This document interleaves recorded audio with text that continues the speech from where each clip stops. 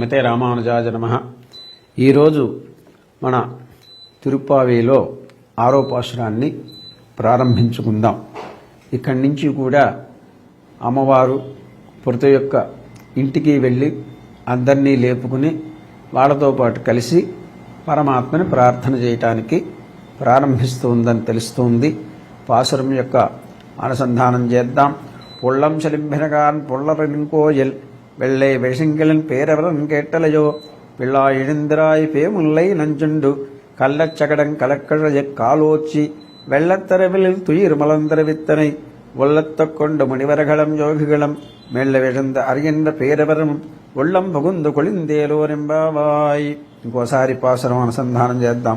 పుల్లం చెలింబినగాన్ పులరయిన్ కోయల్ வெள்ள విసింగినన్ పేరవరన్ కేట్టలయో పిల్లా எழுந்திராய் பேமுல்லை நஞ்சுண்டு கள்ளச்சகடம் கலக்கழுதை காலோச்சி வெள்ளத்தரவில் துயில் மறந்த வித்தனை உள்ளத்துக் கொண்டு முடிவர்களும் யோகுகளும் வெள்ள விழுந்து அறிவென்ற பேரரவம் உள்ளం புகுந்து కుళిందేలోర్ ఎంబావాయ్. ఇంకోసారి అనుష్ఠానం చేద్దాం.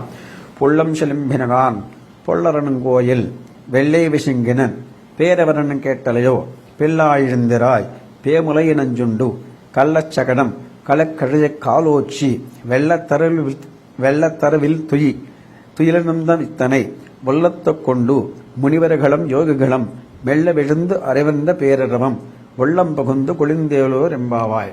6వ రోజు పాశురాన్ని అనుసంధానం చేసుకున్నాం. దీని తాత్పర్యాన్ని చదువుదాం.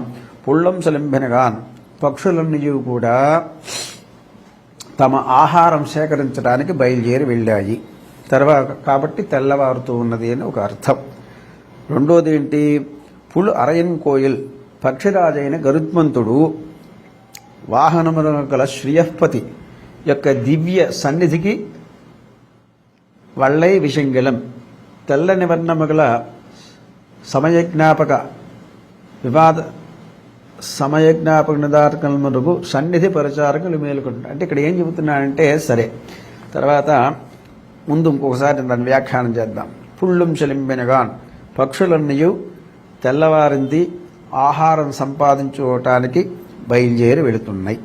తర్వాత పుల్ అరయన్ కోయల్ పక్షిరాజైనటువంటి గరుత్మంతుడుగా వాహనంగా కలిగిన శ్రీయఃపతి దివ్య సన్నిధికి వెళతాము. వెள்ளై విషంగినల్ తెల్లవారింది అనటానికి ఇక్కడ సన్నిధిలో పరిచారకత్వం చేసేటువంటి వాళ్ళందరూ కూడా వస్తూ ఉన్నారు. దానికి ఇంకొకటి కూడా అర్థం చెబుతున్నారు. ఉదయాన్నే మామూలుగా కోవిల తెరవంగానే గుడి తెరవంగానే శంఖధ్వని చేసే ఆచారం ఉండేది. అటువంటి ఆచారాన్ని కూడా ఇక్కడ చూపిస్తున్నారు.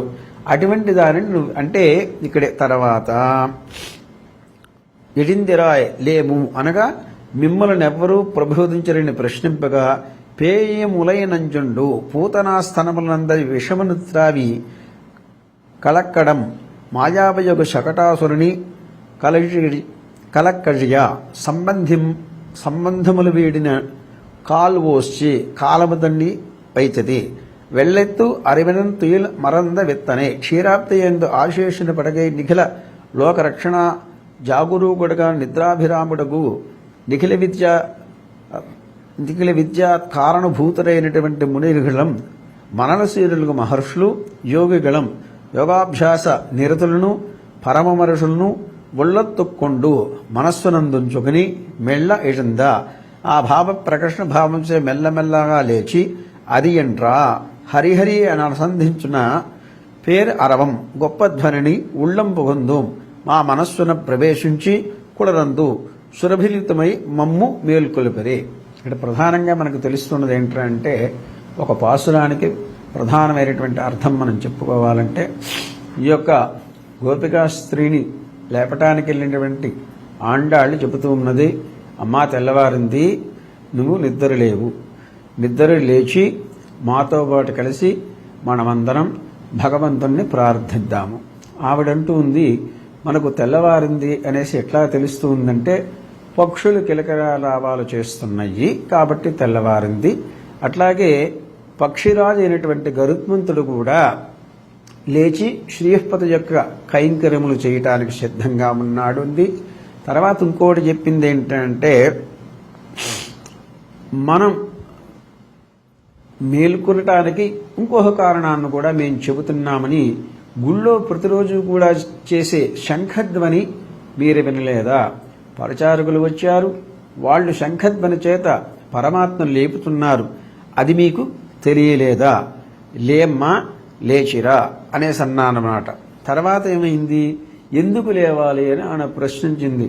ఎందుకంటే వాళ్ళు చెబుతున్నారు, పోతన యొక్క స్థనం నుంచి ప్రాణాన్ని స్వీకరించినటువంటి పరమాత్మని, శకటాసురుడైనటువంటి మహారాక్షుని సంహరించినటువంటి స్వామిని మనమందరం కూడా కలిసి ప్రార్థన చేసినట్లయితే దాని ప్రభావము చేత మనకు కావాల్సింది వస్తుంది, దేశం మొత్తం క్షేమంగా ఉంటుంది. కాబట్టి మనమందరం వెళ్ళి ఆ స్వామిని ప్రార్థిద్దాం అనేసి చెప్పినట్లుగా మనకు తెలుస్తుందన్నమాట ఇక్కడ. అయితే ఈ విషయంగానే మనం చాలా విషయాలు చెప్పుకోవచ్చు. మనకు ఉన్నటువంటి సమయాభావం చేత దీనిని మాత్రం చెప్పుకుంటే సరిపోతుంది.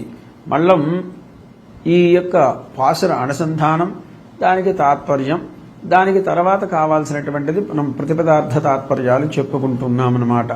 దానిలో ప్రధానంగా ఇప్పుడు చేస్తున్నటువంటిది ఏంటంటే, అమ్మ ప్రతి ఒక్క ఇంటికి వెళ్ళి వాళ్ళని లేపి వాళ్ళతో సత్సంబంధం కలిగి వాళ్ళందరితో శకటాసురుని సంహరించినటువంటి వాడు, పూతనిని సంహరించినటువంటి వాడు పరమాత్మ ఎవరైతే ఉన్నారో అతన్ని మనం ప్రార్థన చేద్దాం, తెల్లవారింది లేచి రావమ్మా అనేసి అంటున్నారు. ఇది ఆరోపాసర విశేషం.